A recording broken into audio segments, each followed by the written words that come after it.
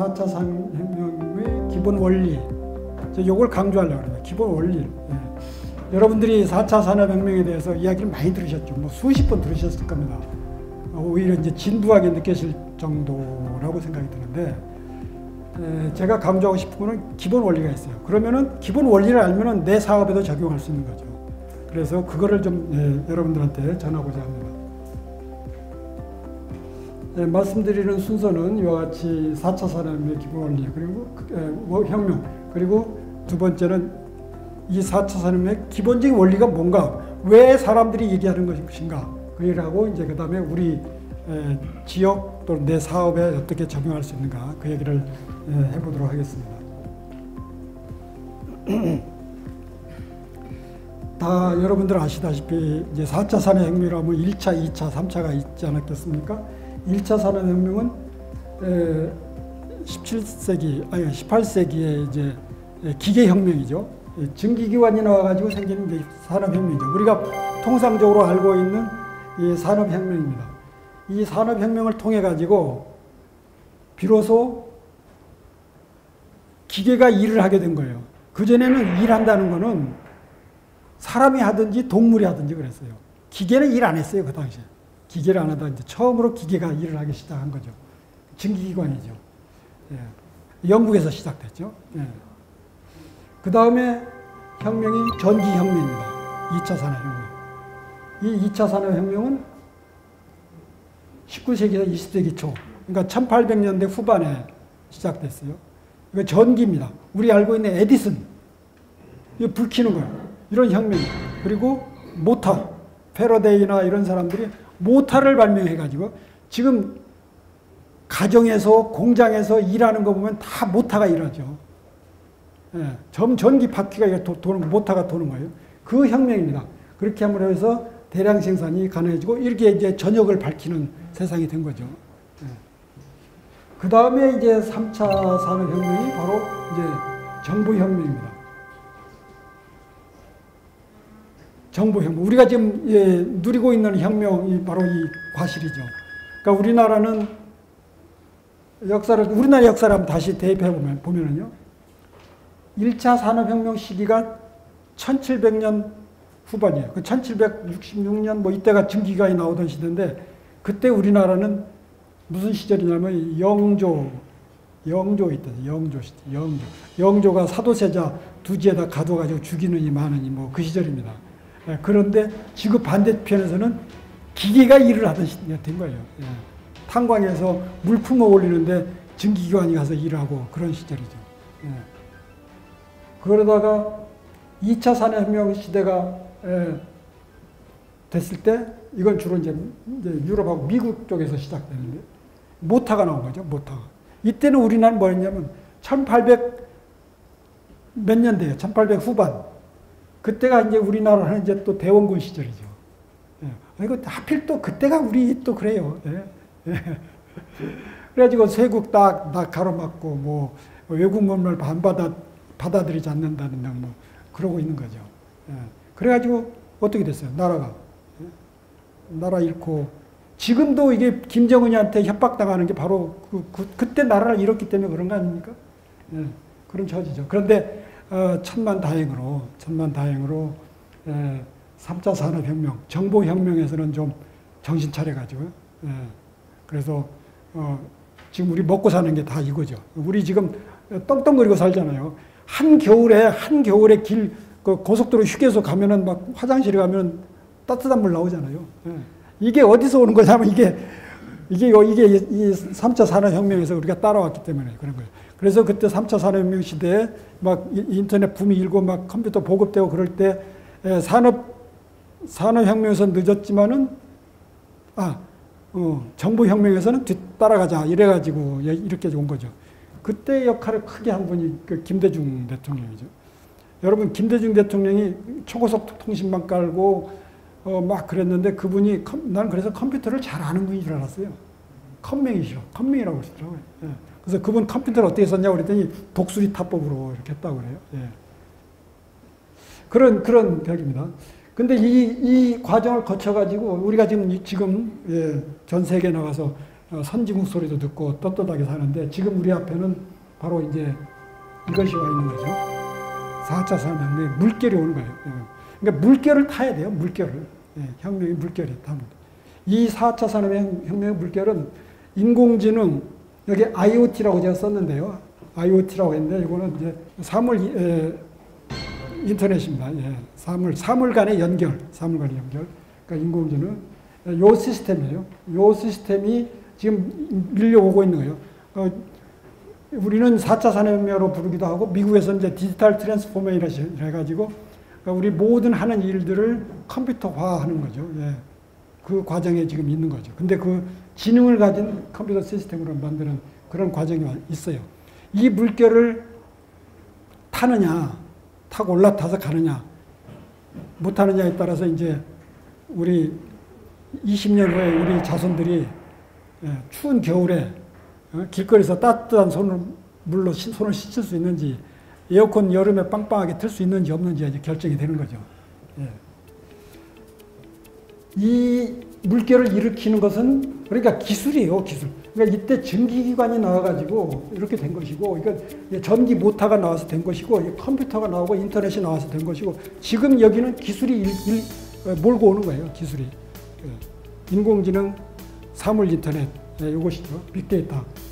자, 요런 과정인데, 자, 우리 앞에 이제 이런 게 있어요. 그러면 자, 어떻게 하면은 우리가 이 4차 산업혁명의 물결을 탈 것인가? 그럼 뭔데? 자, 한번 봅시다. 제가 그랬어요. 4차 산업혁명의 기본 원리를 이해하는 게 중요하다고 말씀드렸습니다. 기본 원리가 얘기 좀 하기 위해서요. 우리가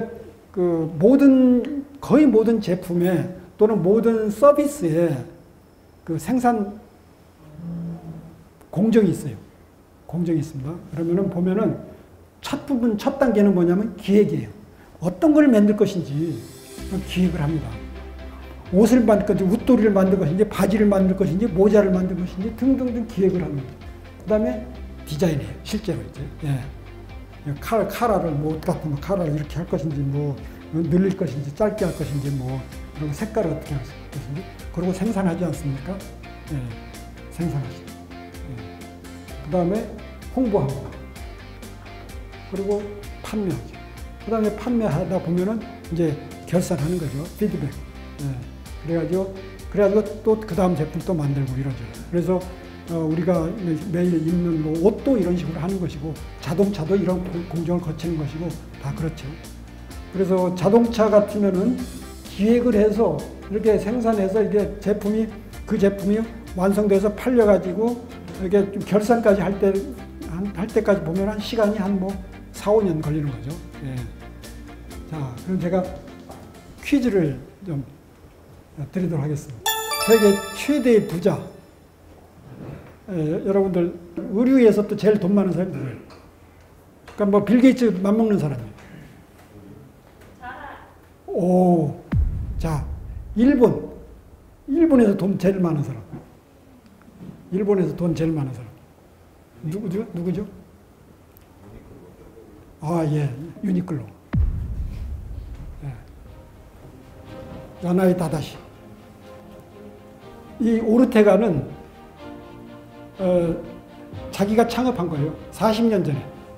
이 사람은 옷가게 점원이었어요. 점원하다가 40년 전에 창업한 거예요. 야나이 다다시도 자기가 창업했어요. 30년 전에 창업했어요. 그래가지고 일본의 최대니까 거의 세계 최대하고 맞먹는 거죠. 이렇게 됐어요.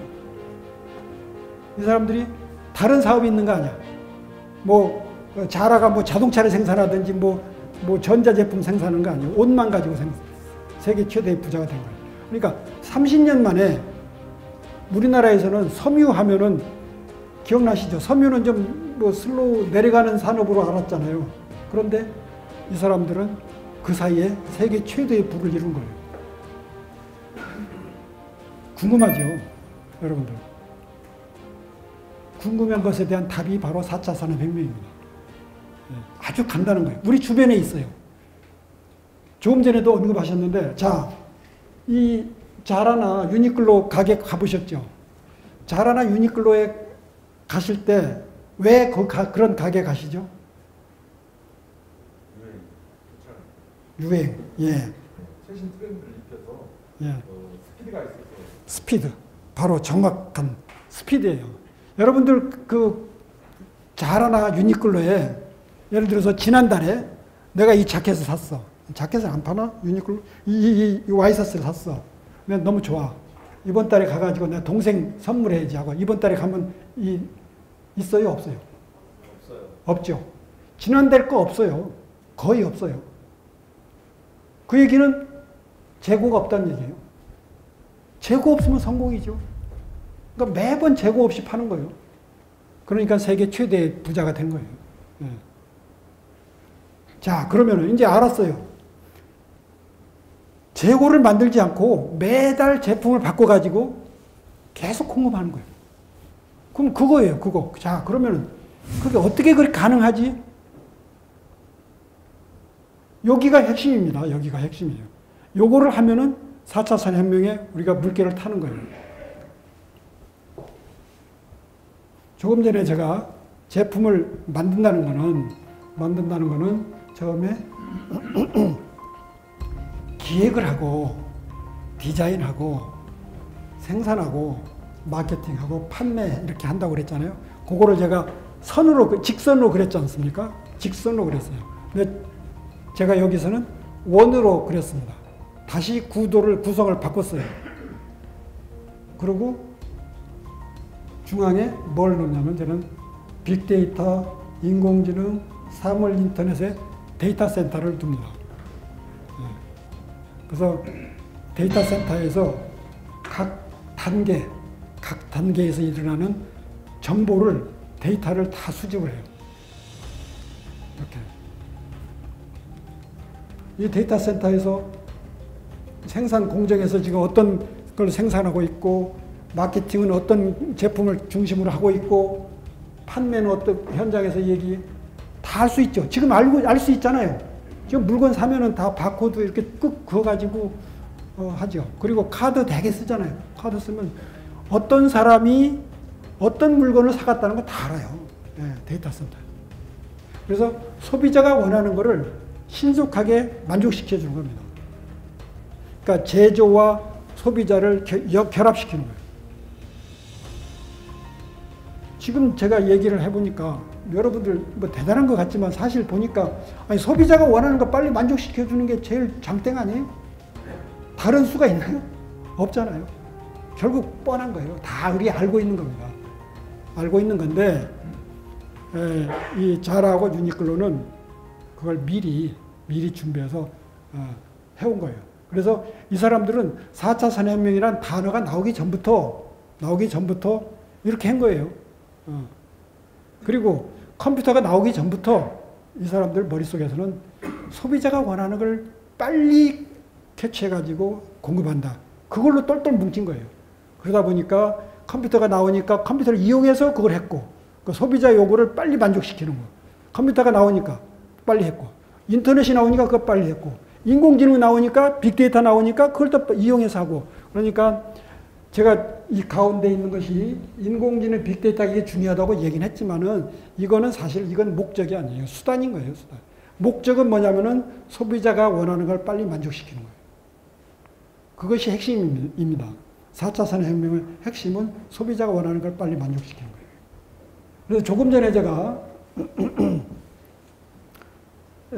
자라나 유니클로 예를 들면서 생산 공정이 데이터하고 결합되는 걸 보여드렸어요.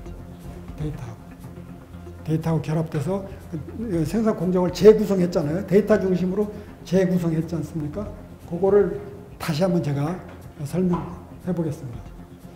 앞에서는 제가 데이터 센터를 가운데 두고 밖에서 제품이 흘러갔어요. 기획, 디자인, 생산, 마케팅, 판매 이런 식으로 흘러갔죠. 근데 저는 이번에는 생산을 가운데 두고 데이터를 바깥에 한번 보겠습니다. 제품의 디자인, 그 다음에 데이터, 수집, 사물 인터넷에 의해서 수집, 그 다음에 데이터를 저장 분석하는 빅데이터에 의해서, 그 다음에는 인공지능이 가치를 창출하는 거예요. 인공지능이 가치 창출하는 건 뭐냐면 제가 조금 전에 자라나 유니클로 예를 들었을 때 데이터가 다 모이면은 이제 판단을 하는 거예요. 자, 대전에 빨간 게 잘 팔린다. 그러니까 자, 몇 개를 만들어서 전주에 공급해야 되겠다. 이런 의사결정하는 거죠. 그거를 전주만 하는 게 아니라 부산 뭐 전 세계로 하니까 뭐 도쿄, 파리 다 하는 거죠. 전 세계에 있는 매장에 있는 그 제품의 소요를 다 분석해서 결정하는 거예요. 그게 인공지능. 사람이 할 수가 없어요. 그냥 사람은 그날 저녁에 자면 돼. 얘가 알아서 다 계산해 놓으니까. 그렇게 하면은 뭐가 차이가 나냐면 새로운 서비스가 나타나는 겁니다. 새로운 서비스가. 그런 의사결정은 그러니까 전주에 빨간 게 잘 팔린다. 부산에는 뭐 노란 게 잘 팔린다. 이런 의사결정. 이런 거는 다른 방법이 없어요. 새로운 가치 창출이에요. 새로운 서비스, 기술의 융합에 의해서. 요것이 결국은 차이를 만들어내는 겁니다. 결국. 요 부분이 아까 자라나 유니클로의 그것이 이거 만들었던 회사하고 차이를 만들어내는 거예요. 요 회사도, 요 만든 회사도 옷 잘 만들어요. 자라만큼 잘 만들어요. 그런데 차이가 뭐냐면은 요 기능, 가치를 만드는 거예요. 요 부분이 차이가 났기 때문에 결국은 차이가 난 거거든요. 그래서 결국은요, 이런 제조 생산에서도 마지막 부분에서는 서비스가 결합이 돼야지 부가가치가 나는 거예요. 그냥 옷만 잘 만들어가지 안 되는 거예요, 지금. 거기다 서비스가 붙어야 돼요. 서비스를 붙일 수 있는 수단이 뭐냐면은 지금 가지고 있는 첨단 기술이 뭐예요? 데이터가 서비스를 만들어내요. 좀 이제 예를 한번 몇 개 봅시다. 제가 이제 옷만 가지고 예를 들었는데, 우리 사무실에 프린터 다 있으시죠? 요즘엔 뭐 책상 위에 하나씩 있나요? 프린터, 레이저 프린터. 요즘엔 레이저 프린터 멋있게 나오잖아요. 칼라로. 여러분 상상해 보셨어요? 칼라로 나와요? 칼라로.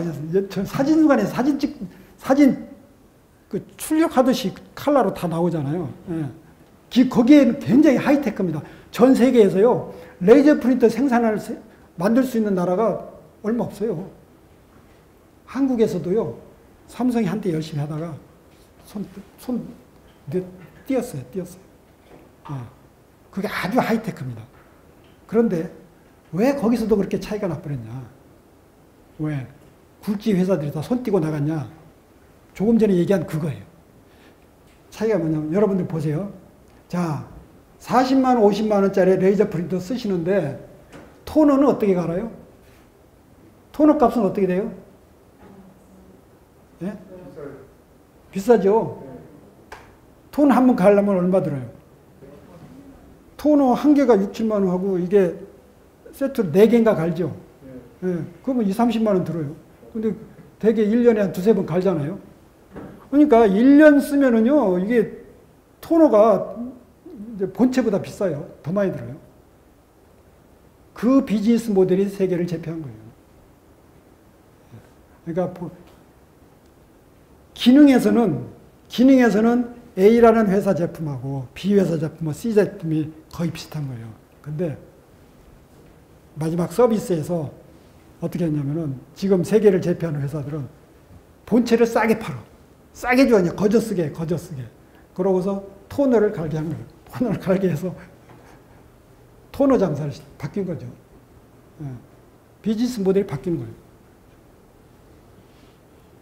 근데 그것뿐 아닙니다. 그것뿐 아니고 우리 사무실에 정수기 같은 거 있죠? 정수기 사서 쓰나요, 요새? 렌터이죠, 렌탈. 그렇죠. 거의 그냥 공짜로 갖다 놓으세요. 그냥 쓰세요. 우리가 갈아드릴게요. 뭐 이런 식이잖아요. 그래서 지금은 제조가 중요한 긴 한데, 그러니까 제가 그래서 이제 레이저 프린터가 이제 토너가 더 비싸니까 그러면 토너는 열심히 잘 만들고 본체는 슬슬 만들어요? 슬렁슬렁 만들어? 그럼 될까요? 안 되죠. 그러니까 본체도 잘 만들어야 돼. 예, 잘 만들어야 돼. 그러니까 제조가 중요합니다. 제조를 잘 해야 되고 그 다음에 거기다 이제 서비스를 붙이는 거예요. 예, 그래야지 부가가치 올라가는 거예요. 그래서 제조를 현대 이 4차 산업혁명 시대에는 제조만 하면 안 되고 그렇다고 제조를 소홀히 하면 안 되고 제조에서 슬슬 서비스를 갖다 붙여서 부가가치를 올려야 돼요. 그래야지 이기는 거예요. 예. 그런 사례들이 뭐 정수기, 뭐 소프트웨어도 그냥 슬슬 그냥 막 쓰라고 그러죠. 그냥 쓰라고. 예. 자동차 회사에서도 자동차도 이런 커넥티드 카 이런 거 할 때 보면은 다 차만 파는 게 아니라 그 서비스를 갖다 붙이는 거예요. 예. 자동차 엔진도 그래요. 엔진도 엔진 상태도 지금 이제 우리나라 현대에서도 이제 슬슬 시작하던 것 같은데, 예. 우리 엔진을 운전을 하면은 이 사람의 여러분들 스스로 다 운전하시잖아요. 그러면 내가 경제 속도로 내가 운전을 잘 하는 사람인지 아닌지 혹시 알 수 있나요? 모르시죠. 내가 우수 모범 운전자인지, 예? 그러니까 급발진 안 하고 뭐 기름도 아끼고 하는지 모르잖아요. 근데 지금은 이제 얼마 있으면 다 그게 나오게 돼 있어요. 예를 들어서요. 아파트에 사시는 분 많으시죠. 아파트에 사시는 분들은 매달 그 관리비 고지서 나오잖아요. 자, 고지서 나와요. 그러면은 우리 집에 전기요금이 지난달에 우리 동네에서 같은 평수 중에서 얼마쯤 썼다고 오지요. 예? 그렇죠? 예. 그러니까 데이터가 쌓이니까 그게 가능한 거예요. 예. 데이터가 쌓이니까 우리 집은 전기요금을 얼마쯤 냈다. 예. 자동차도 이제 그렇게 될 겁니다. 자동차도 자동차 엔진이 데이터를 다 이제 자동차 회사로 보낼 거예요. 예. 그래서 거기서 관리해 줄 거예요. 지난달에 운전이 어떻게 해가지고 이제 기름을 많이 썼습니다. 이런 서비스가 다 나올 겁니다. 그래서 한번 그냥 하드웨어 파는데 거기서 그치는 게 아니라 그걸 계속 서비스로 물고 가는 거예요. 그래서 고객을 계속 유지하게 만드는 겁니다. 내 주변에. 뭐 그런 예는 많아요. 이게 농기계 회사예요. 존 디어스. 이 회사는 트랙터 제조해서 트랙터. 그러니까 미국의 트랙터 파는 회사. 트랙터의 유지 관리를, 고장 관리를 잘 해줘요. 이 회사는. 트랙터만 파는 게 아니라 그거를 유지 관리를 잘 해줘요. 그러니까 부품이 언제 달아질 거다. 그러니까 부품을 언제 가르세요. 뭐 등등 데이터를 잘 해주는데 이 회사는 그걸 다 전국에 있는 데이터를 다 모으다 보니까 옥수수밭에 작황이 예측이 되는 거예요. 작황이. 예. 이 트랙터 운행 관리를 보니까 금년에 흉년이 될 것 같아. 그럼 그 사람 머릿속에 뭐가 떠올라요? 농산물 구매. 예. 예. 농산물 조절까지 가는 거예요. 거기까지 발전했어요. 예. 농산물 가게까지 이제 데이터가 있으니까 그게 가능한 거예요. GE가 엔진을 만드는 회사입니다. 발전소 엔진, 비행기 엔진 만드는 회사예요. 그런데 이 GE는 전 세계 비행기에다가 이제 엔진을 이제 달아주는데 그 엔진을 관리해줘요. 엔진 상태를 관리해줘요. 그래서 공항에서 비행기가 이륙하려고 이제 활주로에다 붕붕붕 하고 이제 왔어요. 그런데 그 데이터가 다 GE 본사로 갑니다. 가서 관리해줘요. 이륙하려고 오면은 정상이다. 너 엔진 정상이다. 이상이 있다. 이상이 있으면은 사인을 주면은 거기서 점검을 다시 할 수 있는 거예요. 그렇게 해서 파는 거예요. 그러면 그 유지 관리비를 또 받는 거예요. 그래서 이제 우리 사업은 이제 우리 머릿속에서 이제 서서히 이제 떠오르시죠. 이제 사업에서 이제 서서히 내가 지금 이거 하는데 그걸 어디다 어떻게 데이터를 모아가지고 서비스로 붙일까? 그러니까 서비스를 하려면 데이터가 있어야 돼요. 데이터 없이는 안 되는 거예요. 데이터를 어떻게 수집할까? 이걸 이제 여러분들이 지금 머릿속에서 계속 지금 생각하고 계시겠죠. 데이터를 어떻게 수집할까? 데이터 수집하니까 이런 것들이 다 가능해진 거예요. 그래서 데이터, 인공지능을 이용하니까 새로운 서비스가 만들어져 가지고 부가가치가 생기고 그래서 경쟁업체들이 따라올 수 있게 만든 겁니다. 따라올 수 없게. 그게 우리가 갈 길입니다. 자, 그래서 이제 기본 원리. 제가 앞에 강조했어요. 소비자의 요구를 제품하고 연결하는 거예요. 기본 원리가 그거예요. 소비자가 원하는 걸 빨리 만족시키는 거예요. 빨리 만족시키는. 그게 핵심입니다. 근데 이거는 4차 산업혁명이 나와서 이런 게 생긴 게 아니라 이건 원래부터 그런 거예요. 이게 비즈니스 원래 그냥 소비자가 원하는 거 만드는 거예요. 예? 근데 그 수단이 뭐냐면 그 이제 소비자가 원하는 걸 빨리 해주는 수단이 그 중에 하나가 데이터와 제조를 결합시키는 거예요. 조금 전에 유니클로하고 자라 말씀드렸지 않습니까? 그것처럼 유니클로처럼 데이터가 같이 따라가게 해서 제조 공정이 그대로 가는 거예요. 그러니까 지금 전주에는 빨간색이 잘 팔린다. 그러니까 빨리 공급했다. 그것이 가능하게 결합하는 거죠. 융합이에요. 조금 전에 제가 기획, 디자인, 생산, 마케팅, 판매 이런 게 있잖아요. 근데 이 공정이 다 중앙에 있는 데이터 센터에 의해서 다 데이터가 모아지기 때문에 다 융합이 돼요. 판매 부서에 있는 사람도 우리 본사가 지금 어떤 기획을 하는지 알 수가 있어요. 마케팅 하는 사람도 어떤 것이 생산되고 있는지 알 수가 있어요. 그전에는 정보가 다 차단되어 있기 때문에 내 것만 봤어요. 그런데 이제는 다른 걸 다 알 수가 있어요. 그래서 융합입니다. 그래서 여러분들 4차 산업혁명이라고 그러면 가끔 융합이다. 그런 얘기 하죠. 예. 또 연결이에요. 여러분 이 초연결이라는 얘기 많이 들으셨죠? 요 얘기만 들으면 이게 머리가 아파지는 거예요. 이게. 왜냐하면 이게 연결이 뭐냐면요. 조금 전에 보셨죠? 제품들이 각 단계마다 돌아다니잖아요. 그 단계마다 돌아다닐 때 이것이 다 데이터 센터하고 연결되어 있어요. 마케팅 담당자하고 연결되어 있고 생산 부서 담당자하고 연결되고 기획하는 사람이 다 데이터로 연결되어 있어요. 제품들이.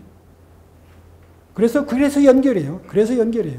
그래서 어려운 말로 그냥 사람들이 그냥 초연결이라고 부른 거예요. 네.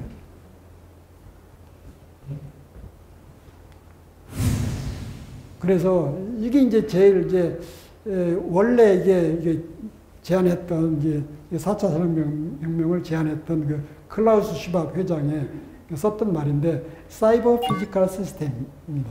그 사이버라는 거는 우리 알잖아요. 사이버 눈에 보이지 않는 데이터 세계 그리고 피지컬 우리 물리 세계 사이버 세계는 데이터의 세계하고 이 물리적인 그 제품하고 결합된 시스템.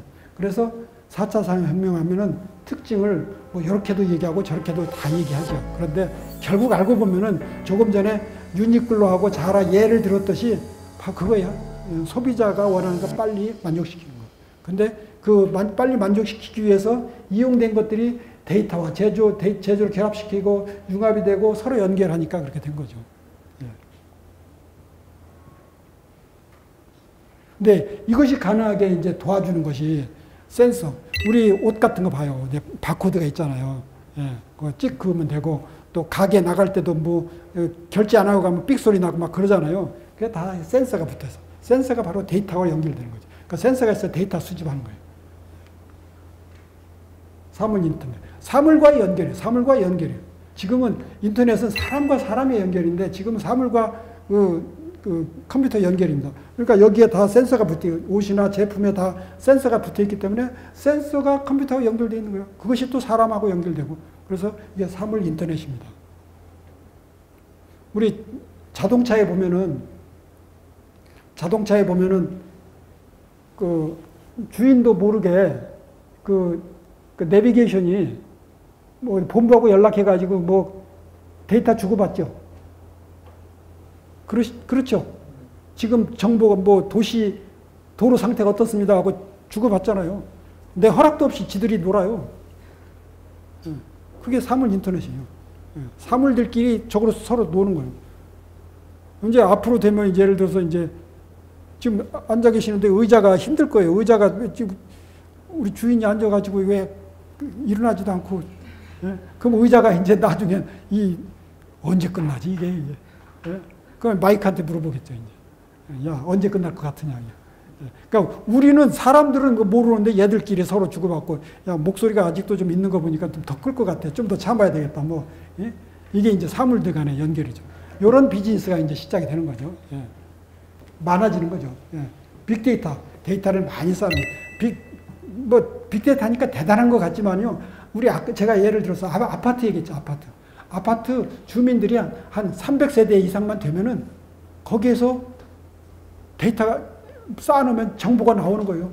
우리 집은 전기요금을 많이 쓰는 집이야. 우리는 조금 쓰는 집이야. 이게 나와요. 이게 혼자 있으면 알 수가 없어요.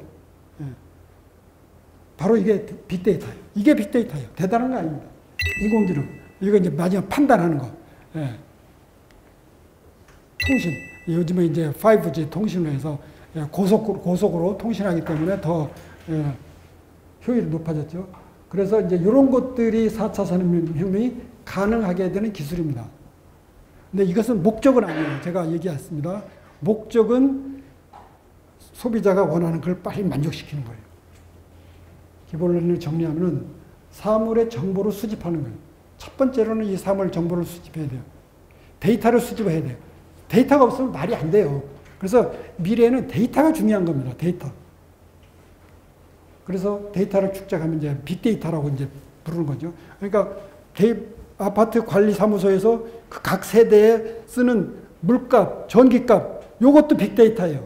거기서 우리가 정보를 얻어낼 수 있어요. 우리 집이 전기를 많이 쓰냐, 조금 쓰냐, 물을 어떻게 쓰냐, 알 수 있어요. 거기에서부터 이제 판단해내는 거죠. 이 집이 많이 쓴다, 조금 쓴다, 그것이 바로 이제 인공지능이 컴퓨터가 하는 거죠. 이것들이 응용이 되는 것이 이제 제조 서비스, 뭐 요즘에 이제 코로나에 의한 비대면 이런 관리 이런 것들이 다 가능한 거죠. 그래서 결국은요, 또 따져보면 이 데이터가 있으니까, 자, 제가 그 자라하고 유니클로 예를 들었어요. 근데 유니클로가 제가 소비자가 원하는 거를 빨리 만족시키는 거라고 그랬어요. 그런데 그 전주에 빨간색이 잘 팔린다는 거는 사실 지난주잖아요. 지난주까지 데이터인 거예요. 지난주까지 데이터를 가지고 앞으로 3주 후에 어떻게 될 걸 예측한 거예요. 지난주까지 가지고. 그래서 과거 데이터를 가지고 미래를 읽어내는 겁니다. 미래를 읽어내는 거예요. 이 옷을 만들었던 회사는 1년 전에 예측한 거고요. 경험에 의해서 1년 전에 예측한 거고, 이 4차 산업혁명에서는 데이터에서 지난주까지, 이번 주까지의 데이터에서 미래를 읽어낸 거예요. 데이터가 있으니까 그게 가능한 거예요.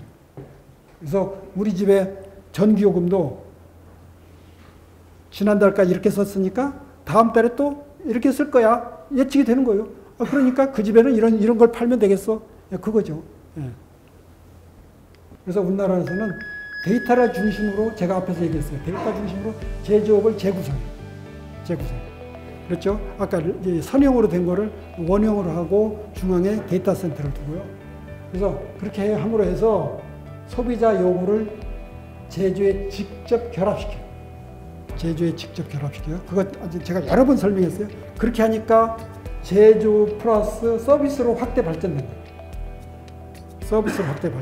서비스로 확대 발전이니까 부가가치가 많이 생겨요. 제조만 해서 팔면은 옷은 아무리 잘 만들어도, 기계를 아무리 잘 만들어도 부가가치가 적어요. 경쟁이 너무 치열해요. 남들이 못하는 거. 거기다 데이터를 얻어가지고 수집을 해서 서비스로 만들어서 부가가치 올리는 거예요. 그래서 우리가 노력해야 될 방향이요. 제품 기획과 판매 사이클을 단축시켜요. 이건 뭐냐면은 소비자가 원하는 걸 기획하잖아요. 소비자 원하는 걸 기획해가지고 판매하는 거. 그러니까 제가 앞에서 소비자가 원하는 걸 빨리 만족시키라고 그랬어요. 그게 가장 중요하다고 그랬어요. 그 얘기. 기획과 판매 사이클을 단축시키는 거예요. 이 옷은 1년 걸렸어요. 1년 걸렸어요. 근데 지금 잘하는 유니클로는 4주. 그렇게 함으로 해서 서비스 쪽으로 서서히 움직이는 거예요. 서비스로 확대하는. 그렇다고 해서 제조를 포기하면은 뭐 완전히 뭐 업종을 바꾸면 몰라도 그렇다고 해서 제조 옷이 잘 팔린다고 해서 옷을 슬렁슬렁 만들고 뭐 서비스만 잘해가지고 그건 아니잖아요. 서비스를 확대 발전하는 거예요. 이때 필요한 것들이 이런 기술들이 필요한 거죠. 그러니까 목적은 요거예요. 요거. 그래서 저한테 가끔 말씀하시는 분들이 계세요. 저한테 우리 회사는 우리 크지도 않고 이거 뭐 근데 막 빅데이터 인공지능 하니까 이게 도무지 우린 뭘 해야 될지 모르겠다 이런 얘기 하시는 분 계세요. 맞습니다. 크지 않은 회사는 빅데이터 인공지능 걱정할 필요가 없어요. 엑셀 파일을 쓰시면 돼요. 손으로 하시면 돼요. 자동으로 안 해도 돼요. 직원이 우리도 뭐 50명, 뭐 60명밖에 없는데 매출도 그렇게 크지 않은데 이거 무슨 이런 거 할 필요 없어요. 그래서 엑셀 파일을 가지고 제품에 우리 쪽으로서 나간 제품들의 정보를 다 정리하고 그쪽에서 오는 컴플레인 있죠. 변화사항. 그거 다 정리하면 그것만 해도 굉장히 좋은 빅데이터예요. 데이터. 그걸 보면은 우리가 눈으로 보면은 정보를 얻어낼 수가 있어요. 그 데이터만 가져도. 그래서 일반적으로 회사에 AS 센터가 보고입니다. 보물창고예요. 보통 제가 알기로는 회사에서 AS 센터 하는 직원들이 근무하기 싫어해요. 컴플레인이 많이 들어오니까 거기 가면은 짜증나고 이게 욕먹고 그러니까 싫어하는데 회사에서는 거기가 보고입니다. 거기가 다음 제품을 어떻게 만들지를 가르쳐주는 정보들이 다 들어있는 거예요. 고객의 불만을 얘기하면은 그거를 받아서 개선하면 되는 거예요. 그래서 그 정보만 잘 정리해도 여기에서 얘기한 것들을 많이 개선할 수 있는 거죠. 그래서 AS 센터를 잘 관리해야 돼요. 그래서 자 이제 우리 회사 한번 생각해 봅시다. 우리 회사. 그럼 질문 한번 해봐요. 우리 회사. 우리 회사에서 우리 회사의 경우에 그럼 소비자가 소비자 있죠. 소비자가 요구하는 걸 빨리 자라나 유니클로처럼 빨리 만족시키는 방법이 없을까? 그 생각을 해보세요. 그러니까 회사마다 다 다르기 때문에 경우가 다 다르겠지만은 어쨌든 빨리 만족시킬 수 없을까? 불만은 무엇일까? 소비자가 원하는 게 뭘까? 지난주 일주일 동안 불만이 들어온 게 뭘까? 그걸 다 기록해서 불만이 뭔지를 찾아내야 돼요. 재고는 왜 생기는가?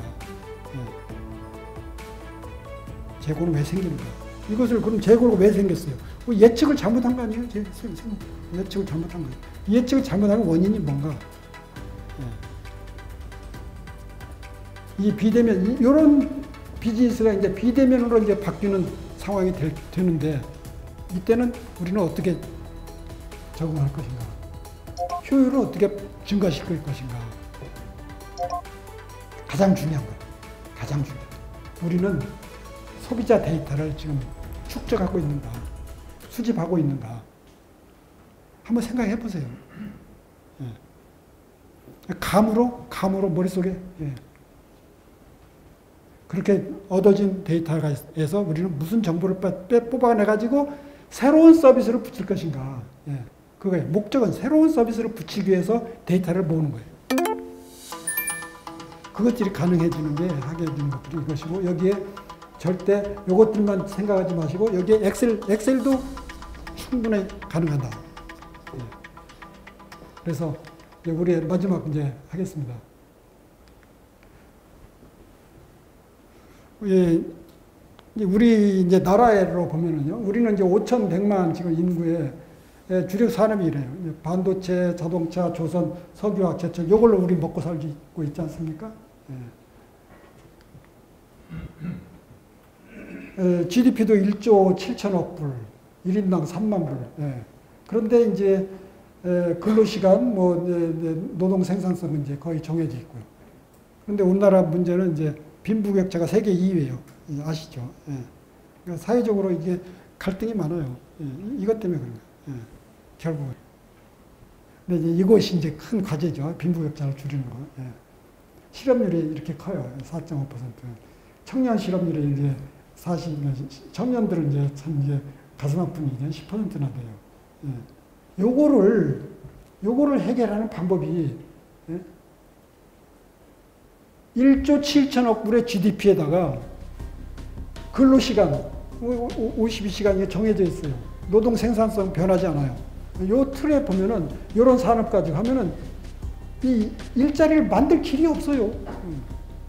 만들 길이 없어요. 어떻게 만들어집니까? 임시로 인턴 막 쓴다고 해서 일자리 생기는 게 아니에요. 그래서 우리가 할 일은 새로운 뭐를 만들어야 돼요.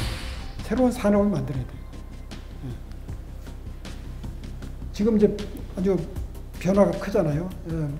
코로나 이렇게 하고 이제 비대면 비즈니스가 시작되고 또 4차 산업혁명, ICT, 그리고 지금 특히 이제 건강에 대한 관심이 많아졌습니다. 이게 저는 변화가 이제 기회라고 봅니다. 이런 변화가 오니까 이제 기회라고 봐요. 변화가 없으면요, 어떻게 해보기가 어려워요. 그런데 코로나를 잘 활용해가지고 비즈니스가 구조가 바뀌면은 새로운 길이 열린다고 봅니다. 할 수 있다고 봐요. 이 변화가 있으면은 흥하는 사람도 있고 손해 보는 사람이 있어요. 그래서 지금 우리나라에 어려움 있는 사람이 많잖아요. 많이 있어요. 그런데도 불구하고 이 변화가 있기 때문에 새로운 가능성이 있는 거예요. 그래서 저는 이런 변화 속에서 그래도 이 보링처럼 딱 하나 가지고 여러 가지 할 수 있는데 그 중에 딱 하나 가지고 이 볼을 다 때릴 수 있는 그런 킹핀이 이렇게 딱 해서 넘길 수 있는 게 저는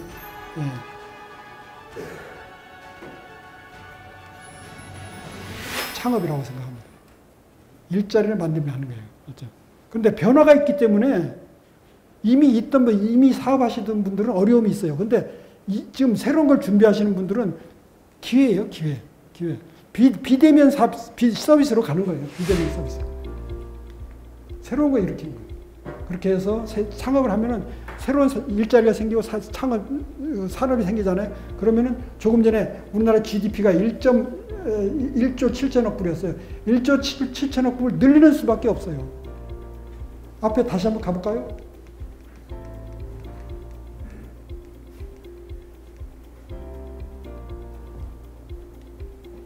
그러니까 여기서 이 틀 속에서 일자리를 만드는 방법은 이거 늘리는 것밖에 없어요. 요거를 늘리는 것밖에 없어요. 이거 늘려야지 일자리가 생기는 거예요. 근데 이거 늘리는 방법은, 이 GDP 늘리는 방법은 창업하는 거예요. 창업하는 거예요. 새로운 걸 만드는 거예요. 그러니까 뭐 네이버니 뭐 카카오 이거 없던 거잖아요. 20년 전에 없던 거예요. 이게 이런 걸 해서 만들어지는 거예요. 그럼 일자리 생기는 거예요. 그러면은 GDP가 늘어나고 일자리 늘어나는 거죠. 그러니까 그런 쪽으로 우리가 이제 도와줘야죠. 청년들한테 새로운. 그래서 저는 이 전북에서 가장 우리가 신경 써야 할 게 젊은 사람들이 이런 시대에 새로운 걸 만들 수 있는 걸 도와주는 거예요. 저는 전폭적으로 도와줘야 된다고 봐요. 그래서 창업하는 것도 창업센터 만들어서 입주도 거의 무료로 와서 공간 사용하게 해주고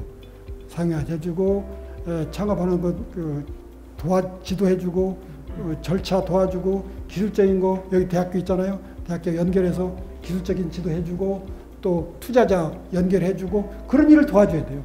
그러면은 새로운 걸 하기가 쉬워지는 거예요. 특히 이제 지역에 맞는 이런 산업들. 이쪽으로 창업하게. 그래서 전체적인 이 전라북도의 전체 산업 발전 전략, 장기 전략을 세우고 거기에 맞게 이 창업할 수 있도록 계속 지원해주고, 그게 일자리 만들고 우리 GDP 키워가지고 또 지금 3만 불 시대에서 이제 4만 불로 올라가는 그 길이라고 봅니다. 거기에 이제 유의할 게 아까 얘기했잖아요. 모든 제품의 거래에서는 데이터를 수집하는 걸 잊으면 안 돼요. 그렇게 해서 새로운 서비스 만들고 그럼 부가가치 커지고요. 자, 이 정도로 제가 우리 말씀을 마치고요. 그래서 이제 전북 지역에 보면은 대학의 역할이 굉장히 중요하다고 봅니다. 저는 전북에서 어디나 마찬가지예요. 어디나 새로운 거는 대학이 지식을 생산하는 것이거든요. 사람을 만드는 것이거든요. 그러니까 그 주변에서 뭐가 일어나게 돼 있어요. 일어나야 돼요. 그래서 대학이 아주 산업 4차 혁명의 근원지라고 생각하고 대학이 열심히 해야 돼요. 대학 주변에 창업해야 되고 대학생들이 창업하는 걸 도와주고 그걸 도와줘야 돼요. 대학이 또 그 회사들을 애로사항이 있으면 도와주고요. 그 대학의 창업지원센터 등등 이런 것들이 만들어지게. 근데 대학한테만 막 해라고 해서 되질 않아요. 전북 도에서 도와주고 시에서 도와줘야 돼요. 그런 시설을 만들어줘야지 대학은 이제 저기 하는 거죠. 그 재능 기부를 하는 거죠. 재능 기부. 그러니까 대학은 대학교 기존의 대학은 제가 있는 카이스트 같은 경우에도 그 전에는 카이스트 내에 있는 교수, 학생이 창업하는 것만 도왔어요. 근데 그럴 일이 아니에요. 생각을 좀 바꿨어요. 카이스트 외에 바깥에 있는 사람들도 창업하는 걸 도와줘야 돼요. 그래야지 가치 커요. 그래서 저희 생각을 그렇게 하고 있고, 그러니까 전주에도 마찬가지죠. 전주에도 좋은 대학이 있기 때문에 그 대학에서 나서서 해주면 좋겠다 이런 생각하면서 마치도록 하겠습니다. 감사합니다.